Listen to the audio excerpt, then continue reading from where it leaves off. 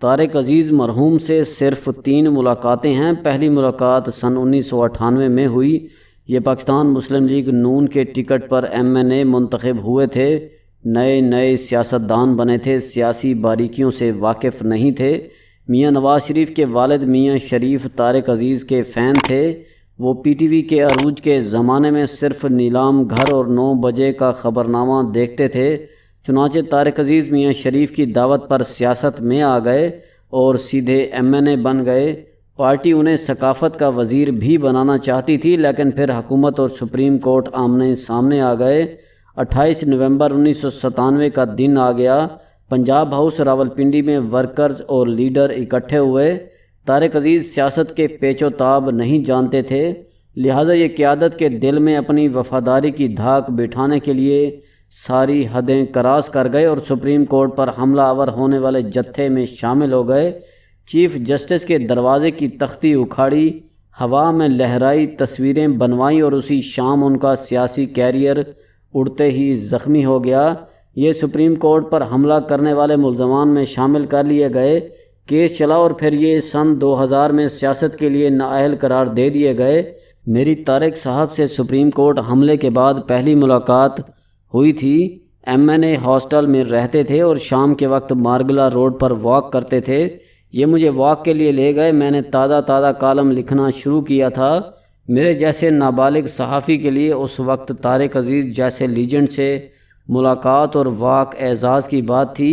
میں نے ڈرتے ان سے پوچھا، آپ نے سیاست میں آ کر غلطی نہیں کی؟ وہ ہنس کر بولے، آپ اگر وعدہ کرو آپ لکھو گے نہیں تو میں سچ بتا دیتا ہوں۔ میں نے وعدہ کر لیا۔ وہ بولے، غلطی نہیں، میں حماقت کے جوہر میں کود گیا ہوں، یہ میرا کام نہیں تھا۔ وہ رک کر بولے، سیاست میں آنے کے بعد وہ سیاستدان جو میرے فین تھے، جو اپنے بچے ساتھ لے کر میرے گھر آتے تھے اور میرا آٹوگراف لیتے تھے، میں آج جب قومی اسمبلی میں آتا ہوں تو وہ میری طرف مڑ کر بھی نہیں دیکھتے۔ میں پارٹی کے اجلاس میں بھی آخری اور درمیانی قطاروں میں بیٹھتا ہوں۔ میٹنگ کے آخر میں میاں صاحب میری طرف دیکھ کر مسکراتے ہیں اور کہتے ہیں، ذرا طارق عزیز صاحب او پاکستان زندہ باد دا نعرہ تے لا دیو۔ یہ سن کر سب کہے لگاتے ہیں اور میں ماتھے کا پسینہ پونچھ کر پاکستان زندہ باد کا نعرہ لگا دیتا ہوں اور یوں کہوں میں میٹنگ ختم ہو جاتی ہے۔ یہ بات میرے لیے دلچسپ تھی۔ میں نے ان سے پوچھا، اور آپ نے سپریم کورٹ پر حملہ کر کے غلطی نہیں کی؟ طارق صاحب نے دائیں بائیں دیکھا اور بولے، آپ نے وہ لطیفہ سنا ہوگا، کوئی میراثی کسی جگہ سے گزر رہا تھا، راستے میں لاش پڑی تھی، وہ رک کر لاش کو ٹٹول کر دیکھنے لگا، اتنے میں پولیس آ گئی۔ پولیس نے میراثی کو پکڑ لیا اور اس سے پوچھا، ایک قتل تو کیتا ہے، یہ قتل تم نے کیا ہے؟ میراثی پولیس کو دیکھ کر خوف زدہ ہو گیا، لیکن ذات کا میراثی تھا۔ اس برے وقت میں بھی اس کے رگی ظرافت پھڑک اٹھی اور وہ بولا، موتیاں آلیو مینو تے ایک کیتا کرایہ ملیا ہے، یعنی یہ مجھے کیا کرایہ ملا تھا۔ طارق عزیز صاحب ہنسے اور بولے، مجھے بھی یہ کیا کرایہ ملا تھا، میں سپریم کورٹ میں موجود لوگوں میں زیادہ جانا پہچانا تھا، لہٰذا سارا حملہ میرے کھاتے میں پڑ گیا۔ میں نے پوچھا، لیکن سر آپ نے تو شام کے وقت پارٹی قیادت کی طرف سے شاباش بھی وصول کی تھی اور آپ جشن کے ہیرو بھی تھے۔ طارق عزیز صاحب نے کہا لگایا اور بولے، منیر نیازی نے کیا خوب کہا تھا، کچھ شہر دے لوگ بھی ظالم سن، کچھ سانو بھی مرندہ شوق بھی سی۔ طارق عزیز صاحب کے خلاف کیس چلا اور وہ وقت گزرنے کے ساتھ ساتھ ملزم سے مجرم بنتے چلے گئے، یہاں تک کہ سن 2000 میں سپریم کورٹ کے 5 رکنی بینچ نے مسلم لیگ نون کے 7 رہنماؤں کو نااہل قرار دے دیا، ان میں طارق عزیز بھی شامل تھے۔ شیخ حفیظ مرحوم ان دنوں تازہ میرے استاد بنے تھے۔ وہ بہت ذہین، تجربہ کار اور شاندار انسان تھے، علم رمل کے ماہر تھے، چند سیکنڈز میں ہند سے جوڑ کر ماضی، حال اور مستقبل کے بارے میں پیش گوئی کر دیتے تھے۔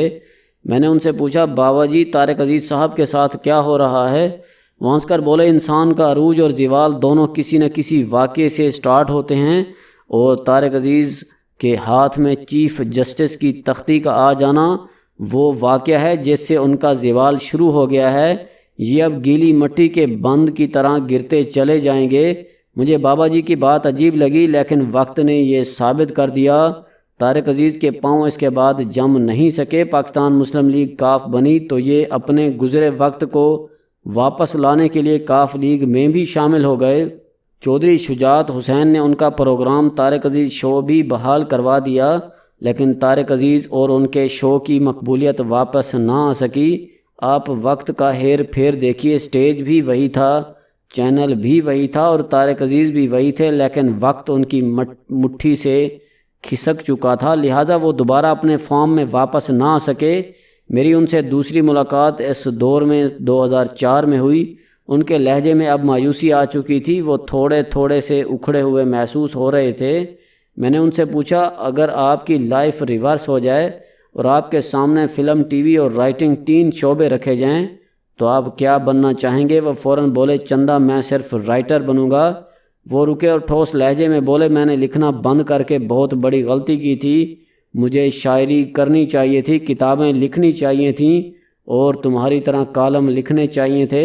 رائٹنگ وفادار محبوبہ ہوتی ہے، یہ مرنے کے بعد بھی انسان کا ساتھ نہیں چھوڑتی، جبکہ دنیا میں سکرین سے بڑا بے وفا کوئی نہیں، بس تھوڑی سی ہوا چلنے، کیمرہ ہلنے اور لائٹ بجھنے کی دیر ہوتی ہے اور آپ لوگوں کے حافظے تک سے غائب ہو جاتے ہیں۔ آپ اگر اس کے بعد زندہ بھی رہیں تو آپ لاش بن کر زندگی گزارتے ہیں۔ انہوں نے مجھے بھی مشورہ دیا، تم کچھ بھی کرو لیکن لکھنا مت چھوڑنا، یہ تمہارے کام آئے گا۔ اور طارق عزیز صاحب کے ساتھ میری تیسری اور آخری ملاقات پچھلے سال لاہور میں ہوئی تھی۔ یہ ہوٹل میں کھانے پر مدعو تھے، میں بھی وہاں موجود تھا۔ یہ اٹھ کر میرے پاس آ گئے اور کھانے کے دوران مسلسل گفتگو کرتے رہے۔ میں یہ جان کر حیران ہوا، یہ عمران خان کے بہت مداح تھے۔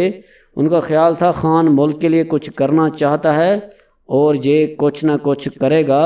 وہ بار بار کہہ رہے تھے یہ پاکستان کی تاریخ کا کامیاب ترین وزیر اعظم ثابت ہوگا، اور میں ان سے مسلسل اتفاق کر رہا تھا۔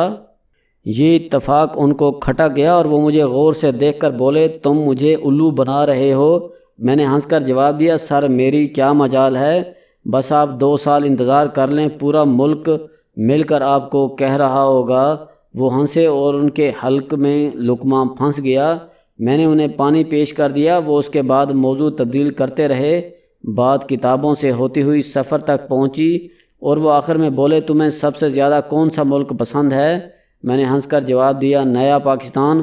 انہوں نے میرے پیٹ میں کوہنی ماری اور سرگوشی کی، بکواس نہ کرو۔ میں نے عرض کیا، سر جارجیا اچھا اور دلچسپ ملک ہے۔ میں اس کے بعد انہیں تبلیسی کے بارے میں بتاتا رہا اور وہ بچوں جیسی حیرت سے مجھے دیکھتے اور سنتے رہے۔ پھر اس کے بعد بولے، میں سفر سے خوف زدہ ہوں، میں نے زندگی میں بہت کم سفر کیے ہیں، مجھے اسلام آباد بھی پردیس محسوس ہوتا ہے، لیکن میں تمہارے ساتھ جارجیا ضرور جاؤں گا۔ اور یوں ہماری تیسری ملاقات بھی ختم ہو گئی۔ میں ان سے چوتھی مرتبہ ملنا چاہتا تھا۔ وہ حقیقتاً صاحب علم اور شاندار گہرے انسان تھے، لیکن وقت ایک ایسی ایکسپریس ٹرین ہے جو کسی کی خواہشوں کی غلام نہیں ہوتی، یہ اپنی سپیڈ سے چلتی ہے اور مسافر اس سے اپنی اپنی باری اور اپنے اپنے مقام پر اترتے چلے جاتے ہیں۔ طارق عزیز صاحب کا سفر بھی 17 جون کو اچانک ختم ہو گیا۔ یہ بھی ٹرین سے اتر گئے، لیکن یہ جاتے جاتے ہمارے جیسے سکرین پر ٹمٹماتے چراغوں کو یہ پیغام دے گئے، دنیا میں شہرت سے زیادہ بے وفا کوئی چیز نہیں ہوتی، یہ جب جاتی ہے تو یہ طارق عزیز جیسے لوگوں کی طرف بھی مڑ کر نہیں دیکھتی، لہٰذا جتنی مہلت مل جائے شکر ادا کریں اور لوگوں کے لیے خیر اور محبت کا ذریعہ بنیں۔ نیکی اور محبت 2 ایسے دیے ہیں جو مرنے کے بعد بھی قبروں کو روشن رکھتے ہیں، ورنہ عارضی دنیا کی ہر نعمت وقت کے ساتھ گل ہو جاتی ہے، رخصت ہو جاتی ہے۔ زندگی چوتھی ملاقات کا وقت بھی نہیں دیتی، ہم صرف سوچتے رہ جاتے ہیں۔ شکریہ۔